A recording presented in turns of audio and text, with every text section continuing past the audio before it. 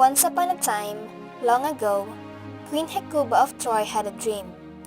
The queen was pregnant at that time, eagerly awaiting for the birth of her first child.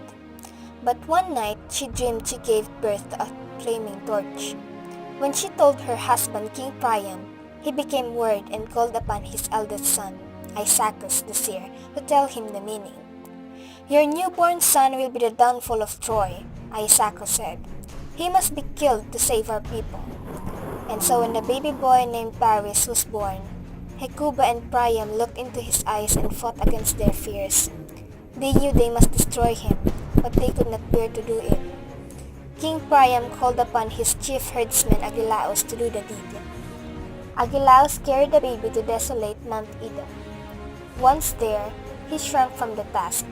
He could not kill this baby, and so he left tiny Paris there alone in the wilderness, certain to perish. But that night, a bear came upon the baby and took pity of him.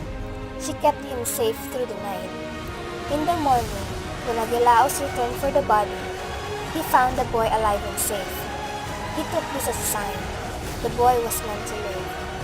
And so in secret, Agelaus took Paris to his home to rear the boy as his own son.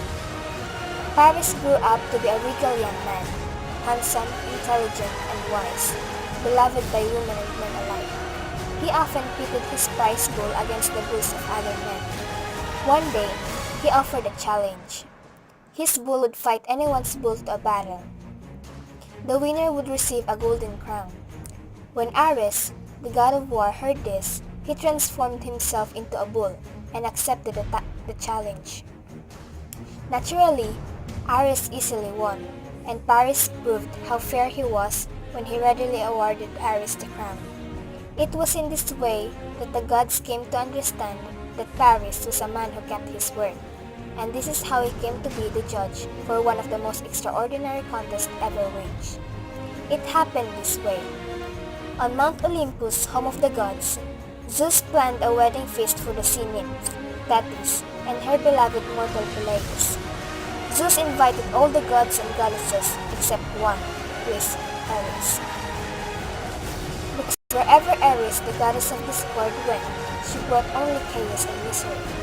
But Ares learned of the feast and she was furious and mad.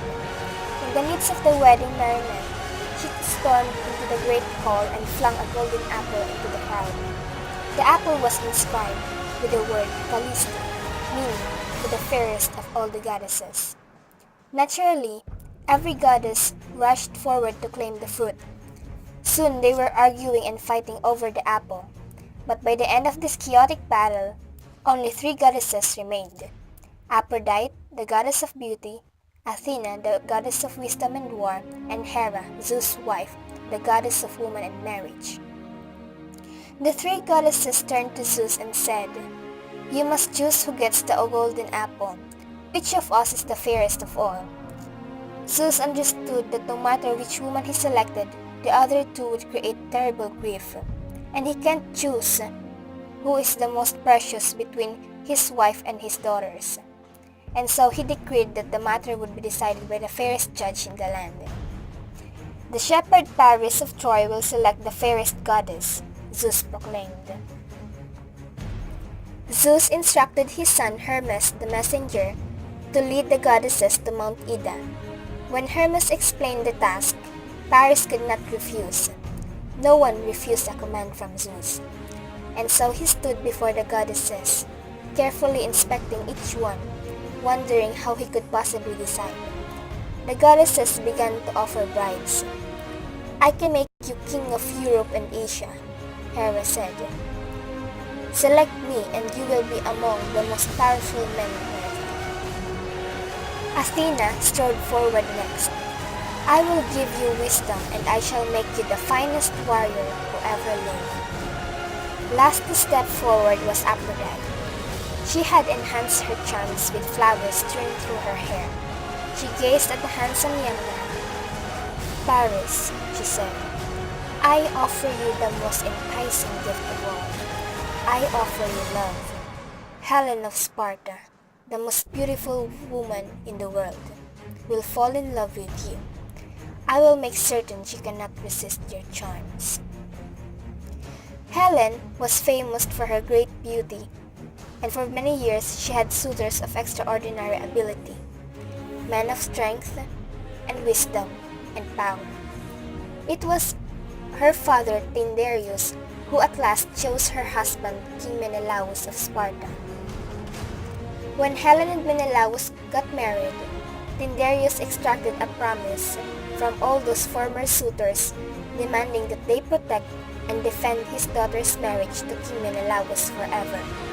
Each of the suitors vowed they would always defend his marriage. But there on Mount Ida, Paris could not resist Aphrodite's offer. He handed Ares' golden apple to her. And when he betrayed the house of King Menelaus, he abducted Helen away to Troy. He received Aphrodite's gift of Helen's love. The moment King Menelaus discovered that his queen was gone, he called upon all her former suitors. Each one stepped forward and vowed to return Helen of Sparta, no matter what took. And he said, the land of Troy would be destroyed. And so it was all because of Ares and that golden apple that the long and terrible Trojan War began. Menelaus immediately goes to his brother Agamemnon, the great warrior and ruler of Mycenae, to gather all the Greek kingdoms to help them sack Troy. When everyone was ready, they have 1,000 ships sailing in the ocean, going to fight against the Trojans to get back Helen. That is also why Helen is known as the fairest mortal woman who launched 1,000 ships. Hera and Athena nursed a grudge against Troy because they were mad and disappointed when Paris rejected them and chosen Aphrodite as the fairest of all. So because of that, they supported Greece during the Trojan War, and they were very determined to watch the Troy fall. Aphrodite, on the other hand, rewarded Paris' choice by siding with Troy. Poseidon hated the Trojans not because of judgment of Paris, but because, long time ago, Trojan King Priam's father, named Laomedon, agreed to pay Poseidon and Apollo for constructing a wall around Troy. The gods did so and make a great wall, but Laomedon lied. He refused to pay them, and because of that, Poseidon therefore sided with the Greeks. Apollo, on the other hand, sided with the Trojans for some reasons that so it's like gods and goddesses were just playing around and see this war as simple as a game of chess. Some of the Greek leaders were anxious to sack Troy, but Odysseus and Achilles were warned by the oracles of their fates if they participated in the war. Odysseus was warned that his journey home would last 20 years, and thus he feigned madness. But he still agreed to go to the war. The Greeks knew that they could never capture Troy without the help of Achilles, who was the greatest warrior in the world. Achilles has to immortalize his name as a great warrior because he is mortal, despite the efforts of his immortal mother to give him eternal life. Achilles' mother, Thetis, a nymph, dipped him in sacred water as a baby, making every part of his body impenetrable or immortal, except his heel, which she held him. Originally, he fought for Menelaus together with the Greeks, but Achilles is offended by the king Menelaus and leaves the battle, asking Zeus to bring the battle to a tipping point so that Menelaus will realize just how much he needs Achilles. But Achilles said he would never go back to war anymore. The Trojan War reaches a major moment as the armies prepare to fight. There are several major battles with each side being aided by the gods. Eventually, Hector kills Achilles' close friend Patroclus. Hector is the brother of Paris and is considered as a great warrior and king of Trojans. Achilles found out that Hector killed his dearest friend, so to take revenge, Achilles rejoins the war. Not for Menelaus, but out of his grief of his friend. With armor from the gods, he killed Hector. Because of too much madness and hungry for revenge, he killed Hector in a brutal way. With a perfectly timed thrust, he put his spear through Hector's throat. Near death, Hector pleads with Achilles to return his body to the Trojans for burial, but Achilles resolved to let the dogs and scavenger birds mold the Trojan hero. The other Achaeans gather round and exultantly stab Hector's corpse. Achilles ties Hector's body to the back of his chariot and drags it through the dirt. Meanwhile, up above on the city's walls, King Priam and Queen Hecuba witness the devastation of their son's body and dwell with grief. Andromache, Hector's wife, hears them from her chamber and runs outside.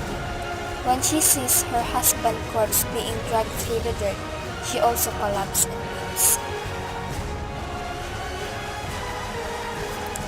King Priam begs Achilles to give back the corpse, but Achilles is blinded with revenge and didn't listen to him.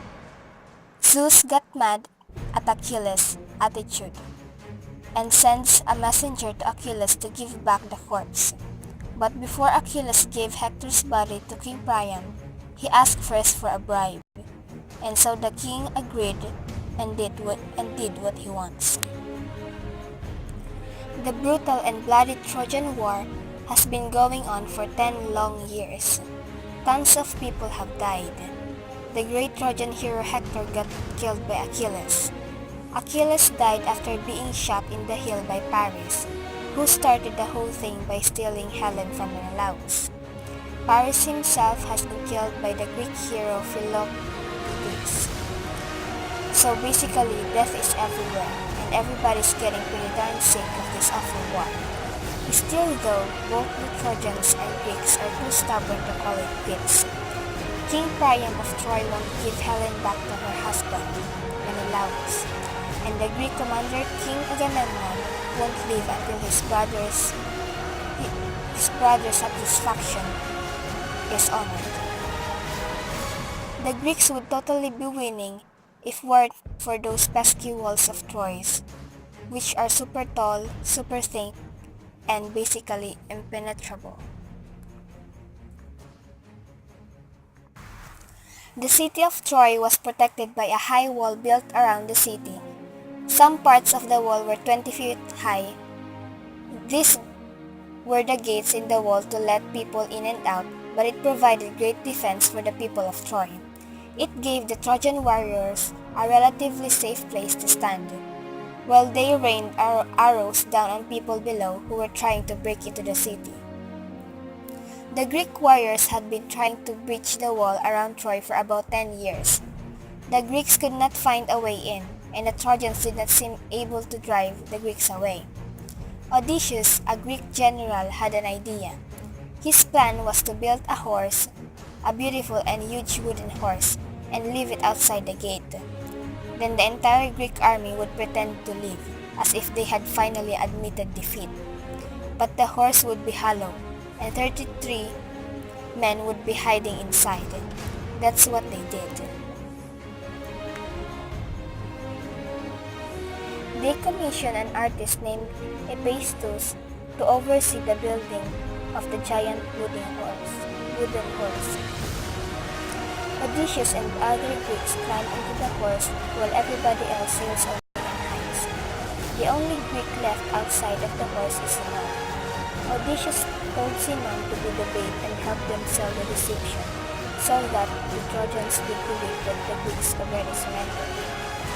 The Trojans peek over their walls and are deliriously happy to see that the Greeks are gone. They came out of the city to check out the lay of the land and see the big horse. They start debating about whether they should take it inside the city or just destroy it.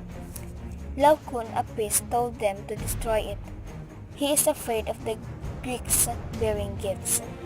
The priest takes a spear and hits it against the horse, but it made a big booing echo sound. Sinon came out with some soldiers and told them that the Greeks abandoned him for human sacrifice. He made up a story to make the Trojans believe. Kun is still majorly suspicious and tells his fellow Trojans not to listen to Sinon. But they were still insisting and brought the horse inside the city. Before it enters, Princess Cassandra warns them that the horse will be the cause of the downfall of the entire city. But she's been cursed by Apollo to never be believed, so the Trojans don't pay attention to her. That night, the city of Troy throws an epic wager to celebrate the end of the war. About the time everybody passes out drunk, Odysseus and the other Greeks inside the horse make their move. Before long, the gates of Troy are open and the city is full of brutal Greek soldiers. The Greeks are totally merciless. Men are killed, women are raped, babies are flung from the city walls, and everything is set on fire. King Priam is killed while trying to take sanctuary in a temple of Zeus. Cassandra is raped by Ajax the Lesser in the temple of Athena, and she's eventually taken as a sex slave of Agamemnon. Menelaus goes to kill Helen, but is once again seduced by her feminine charms. In the end, the great city of Troy is in ruins, and the Trojan horse is written down in history as one of the greatest deceptions of all time. And that's the end of the Iliad.